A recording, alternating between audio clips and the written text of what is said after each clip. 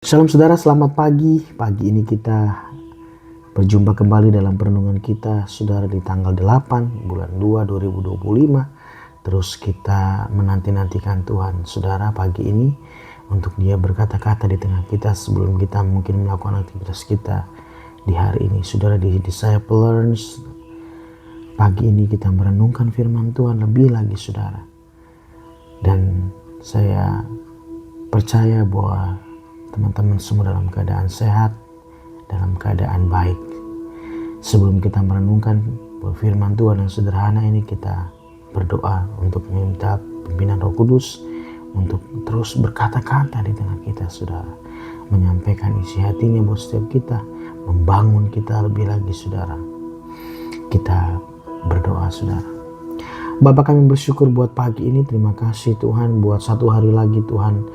Izinkan kami untuk menikmati Tuhan buat hari yang baru Tuhan. Kiranya pagi ini Tuhan Engkau memberkati kami sebelum kami melakukan aktivitas kami. Kami terus Tuhan datang menyapa Engkau Tuhan untuk merenungkan firman-Mu pagi ini Tuhan. Berikan kami gairah untuk kami boleh bersekutu dalam firman-Mu Tuhan. Lebih lagi Tuhan, kami minta Roh Kudus ambil alih buat renungan kami pagi ini Tuhan. Kiranya memberkati kami di dalam nama Tuhan Yesus. Amin, amin. Salam saudara, pagi hari ini Tuhan ingatkan saudara dalam satu dosa saya pagi ini. Ada satu kata yang ditaruh saudara tentang ini, tentang buah badam. Dan tema yang Tuhan berikan buat pagi ini buat saya pribadi tentang ini. Buah badam adalah simbol kebangkitan dan kehidupan baru dalam Tuhan. Sekali lagi, buah badam adalah simbol kebangkitan dan kehidupan baru dalam Tuhan. Firman Tuhan dikatakan di ayat bacaan kita pagi ini saudara, dikatakan di Bilangan 17 ayat 1 sampai 8, 10. Poin-poinnya saya catat di sini saudara, tentang perikopnya tentang tongkat Harun berbunga. Ayat pertama, Tuhan berfirman kepada Musa. Ayat kedua, katakanlah kepada orang Israel dan suruh mereka memberikan kepadamu satu tongkat untuk setiap suku dikatakan. Semua pemimpin mereka harus memberikannya. Suku demi suku seluruhnya 12 tongkat. Lalu dituliskanlah nama setiap pemimpin pada tongkatnya. Dan di sini dikatakan saudara bahwa bagaimana Tuhan menetapkan satu pemimpin dari 12 suku Israel untuk memimpin buat suku ini saudara. Lalu ditulis nama setiap pemimpin pada tongkatnya. Ayat 3, pada tongkat Lewi harus ditulis nama Harun. Dikatakan tongkat Lewi harus terus nama Harun. Bagi setiap kepala suku harus ada satu tongkat. Ayat 4, kemudian haruslah kau letakkan semuanya itu di dalam kemah pertemuan di hadapan tabut hukum, tempat aku biasa bertemu dengan kamu. Ayat 5, dan orang yang kupilih, tongkat orang itulah akan bertunas. Demikianlah aku hendak meredakan sungut-sungut yang diucapkan mereka kepada kamu, sehingga tidak usah kudengar lagi. Ayat 6, setelah Musa berbicara pada orang Israel, maka semua pemimpin mereka memberikan kepadanya satu tongkat dari setiap pemimpin. Menurut suku-suku mereka 12 tongkat, dan tongkat Harun ada di antara tongkat-tongkat itu. Ayat 7, Musa meletakkan tongkat-tongkat itu di hadapan Tuhan dalam kemah hukum Allah. Ketika Musa keesokan harinya masuk ke dalam kemah hukum itu, maka penentuan Tuhan, maka tampaklah tongkat Harun dari keturunan Lewi telah bertunas dikatakan, mengeluarkan kuntum, mengembangkan bunga dan berbuahkan buah badam. Ayat 10, Tuhan berfirman kepada Musa, kembalikanlah tongkat Harun ke hadapan tabut hukum untuk disimpan menjadi tanda bagi orang-orang yang durhaka, sehingga engkau mengakhiri sungut-sungut mereka dan tidak kudengar lagi, supaya mereka jangan mati. Dan poinnya saudara dikatakan ayat 8 ini, ketika Musa keesokan harinya masuk ke dalam kemah hukum itu, maka tampaklah tongkat Harun dari keturunan Lewi telah bertunas, mengeluarkan kuntum, mengembangkan bunga dan berbuahkan buah badam. Nah, dikatakan penjelasannya di sini saudara, dikatakan tongkat Harun yang berbuah badam adalah simbol tanda kebangkitan dan kehidupan. Bagaimana buah badam di sini melambangkan kekuatan dan kehidupan yang datang dari Allah. Buah badam bicara tentang kebangkitan, kehidupan, saudara. Bayangkan, dikatakan menegaskan di sini ilustrasinya. Bagaimana menegaskan perkenanan Tuhan atas Harun, dikatakan tongkat yang notabene kayu mati itu, dikatakan bukan hanya bertunas, tetapi juga berbunga dan berbuah, bicara tentang kebangkitan dan kehidupan baru. Bagaimana tongkat yang notabene adalah benda mati, saudara, kayu yang benda mati, tapi dapat bertunas, dikatakan berbunga dan berbuah badam, saudara. Dan saya percaya hari-hari ini mungkin sesuatu yang sudah mati mungkin dalam kehidupan kita, suatu pengharapan yang mungkin sudah mati dalam hidup kita, tapi Tuhan bisa kerjakan bertunas, saudara. Tuhan bisa kerjakan berbunga dan berbuah. Kuasa mujizatnya masih ada dalam kehidupan kita. Percayai dia, Tuhan ada di tengah kita. Mujizat masih ada, saudara. Percayai dia Allah yang hidup, yang menyertai kita, saudara. Sekali lagi, apa yang sudah mati, mungkin sakit penyakit mungkin yang menaun, kebuntuan yang menaun, saudara, ketidakpastian yang menaun. Percaya ini, saudara, bahwa tongkat yang notabene benda mati, dikatakan itu dapat bertunas, bahkan dikatakan berbunga dan berbuah. Dikatakan artinya bicara tentang kebangkitan dan kehidupan yang baru. Kejadian 43 ayat 11. Lalu Israel ayah mereka berkata kepadanya, jika demikian perbuatlah begini, ambillah hasil yang terbaik dari negeri ini dalam tempat gandummu dan bawalah kepada orang itu sebagai persembahan sedikit balsam dan sedikit madu, damar dan damar teladan, buah kemiri dan buah badam. Dikatakan penjelasannya di sini, Yakub meminta putra-putranya untuk membawa buah badam sebagai hadiah kepada Yusuf di Mesir. Buah badam di sini melambangkan kehidupan dan kesuburan. Bagaimana waktu ada pertukaran daripada gandum yang diminta oleh, dikatakan di sini Yakub kepada Yusuf, dikatakan mereka membawa buah badam yang melambangkan kehidupan dan kesuburan. 1 Raja-Raja 10 ayat 1-2. Ayat yang pertama, ketika Raja Negeri Sheba mendengar kabar tentang Salomo berhubung dengan nama Tuhan, maka datanglah ia hendak mengujinya dengan teka-teki. Ayat yang kedua, ia datang ke Yerusalem dengan pasukan pengiring yang sangat besar, dengan unta-unta yang membawa rempah-rempah sangat banyak, emas dan batu permata yang mahal-mahal. Setelah ia sampai kepada Salomo, dikatakannya lah segala yang ada dalam hatinya kepadanya.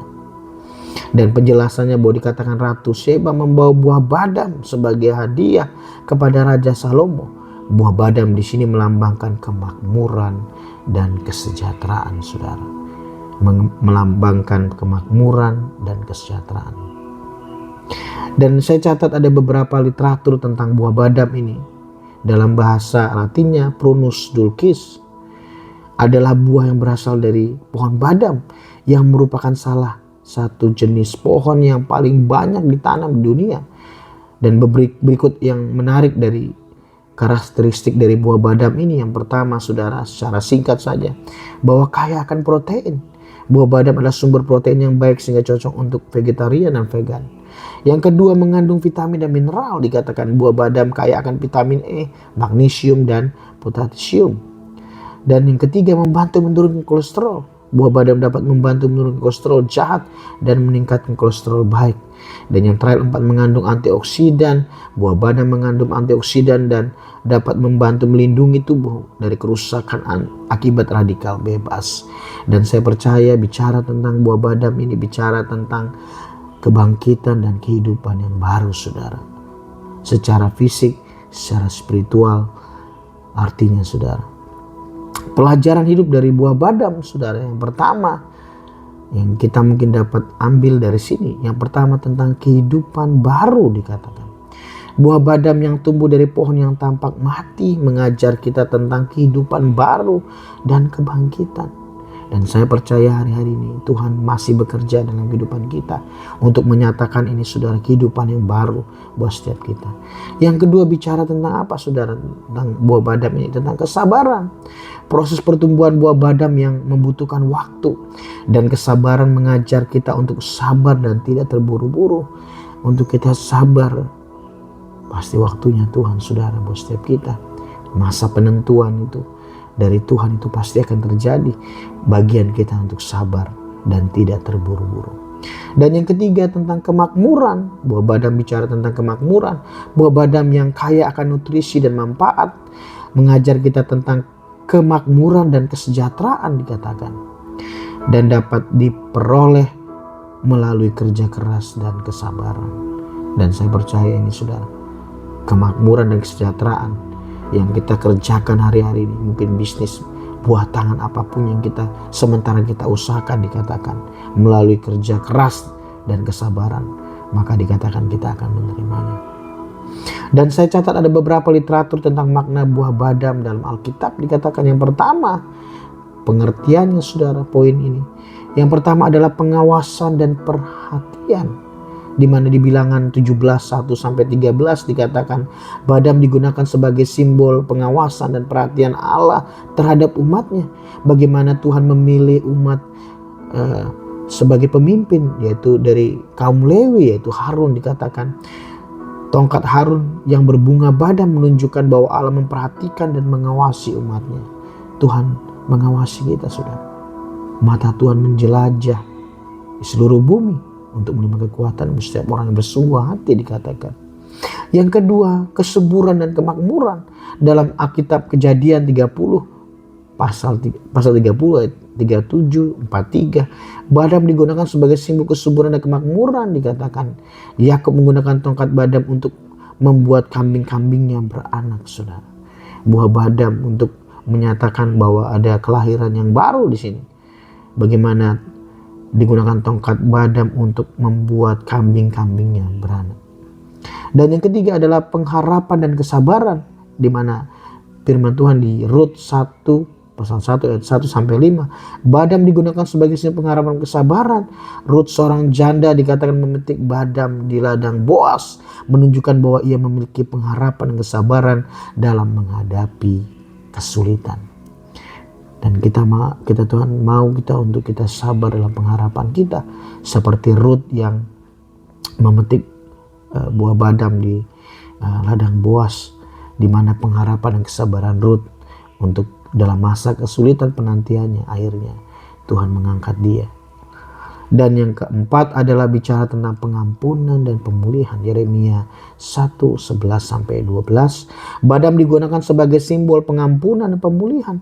Yeremia melihat sebuah cabang badam yang berbunga, menunjukkan bahwa Allah akan memulihkan umatnya. Tuhan akan memulihkan setiap kita. Tuhan akan memulihkan orang-orang yang bersungguh hati dengan Dia.